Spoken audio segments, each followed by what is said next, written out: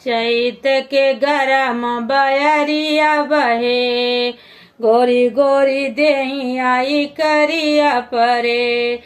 होई जैबे काला जाम हई काजू कतरी, गड़े गेहुआ के टूड़ न करब कटनी, गड़े गेहुआ के टूड़ न करब कटनी।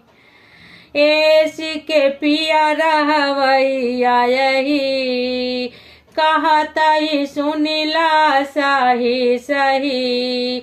घमावा में जाई बड़ी आवे घुमरी, गड़े गेहुआ के टूड़ न करब कटनी, गड़े गेहुआ के टूड़ न करब कटनी।